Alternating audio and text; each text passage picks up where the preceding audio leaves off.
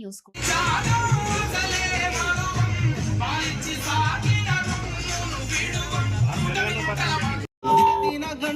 మారే బతుకు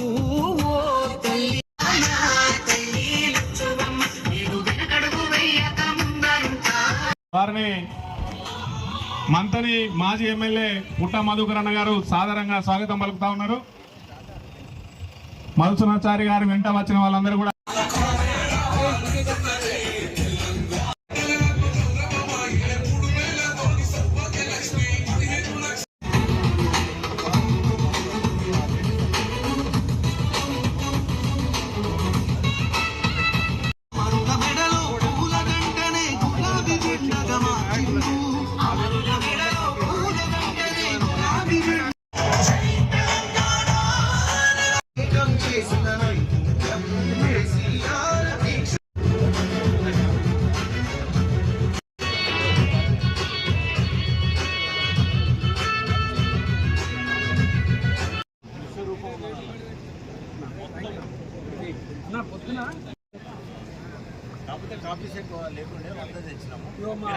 కాళేశ్వరం ప్రాజెక్టుపై కాంగ్రెస్ కుట్రలు వాస్తవాలు అనే చర్చ.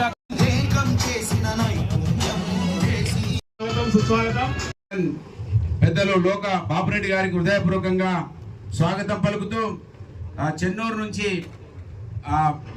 మన బాలక సుమన్ గారి తరఫున వారందరి టీము తీసుకొని వచ్చిన డాక్టర్ రాజా రమేష్ గారికి హృదయపూర్వకంగా స్వాగతం పలుకుతూ ఇక అందరి పేర్లు చెప్పకుండా మీ అందరికి కూడా హృదయపూర్వకంగా ధన్యవాదాలు. ఇవాళ కాళేశ్వరం ప్రాజెక్టుని కేటీ రామారావు గారు ఏదైతే చెప్పినరో ఒక్కరిని కింది నుంచి మీది దాకా మాటలు అబద్ధాలతోటి చంపేసిండ్రో మనల్ని మనమే మళ్ళీ ఆలోచించుకొని ఇక్కడ చెప్పిన విషయాలను మీరు గడప గడపకు గ్రామాన చర్చ పెట్టి అందుకే ముఖ్య నాయకులనే పిలిచినాం. ఆ ముఖ్య నాయకులు ఇక్కడనే పెడచెవిన పెట్టి వదిలేకుండా మీరు ఈ విషయాలన్నింటినీ కూడా సాక్షిగా తెలంగాణ ప్రాంతానికి ఒక జీవనదిగా కాళేశ్వరం ప్రాజెక్టును నిర్మాణం చేసినటువంటి నీటితో తెలంగాణ రాష్ట్రంలో ఉన్నటువంటి ఏ ఒక్కరు కూడా ఇబ్బంది పడకూడదని మిషన్ కాకతీయ నుండి మిషన్ భగీరథ నుండి కాళేశ్వరం ప్రాజెక్టు ద్వారా ప్రతి ఇంటికి ప్రతి ఎకరానికి నీళ్లు అందించాలనేటువంటి సంకల్పంతో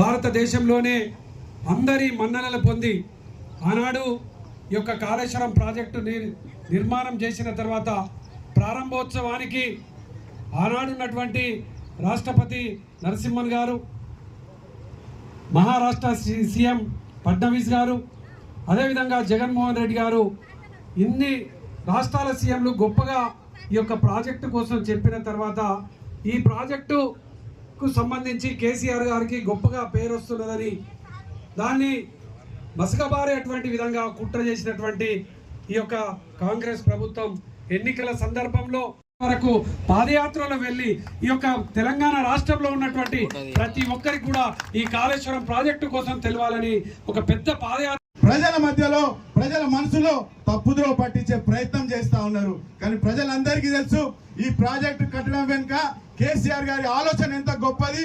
కేసీఆర్ గారికి తెలంగాణ ప్రజల పైన తెలియనటువంటి ముఖ్యమంత్రి ఈ రాష్ట్రానికి దరిద్రం పట్టుకున్నది కాబట్టి మనము మరి ఈ లాంటి ముఖ్యమంత్రిని పారదోలేంత వరకు పాతాలోకం మీదే గంగలో పొందబెట్టేంత వరకు ప్రతిపాదించినప్పుడు ఎల్ఎంపీ లేదు. నేను అసెంబ్లీలో వైఎస్ఆర్ అడిగి ప్రతిపాదించారు, దాన్ని సాక్షి చేశారు. ఆ ప్రాజెక్టు 600 కోట్లు వీళ్ళేమో గింత దాని మీద అయితే ఏం మచ్చ కూడా లేదు. కనీసం దాంట్లో నీళ్ళు ఆపి పెట్టినా లిఫ్ట్ చేయకపోయినా మా గ్రౌండ్ వాటర్ పెరుగుతుండే, మాకు 3 పంటలకు నీళ్ళు వస్తుండే. దాన్ని అన్యాయంగా నిర్వీర్యం చేసిరు. ఎక్కడ ధర్మపురి దాకా నీళ్ళు అంటుంటుండే.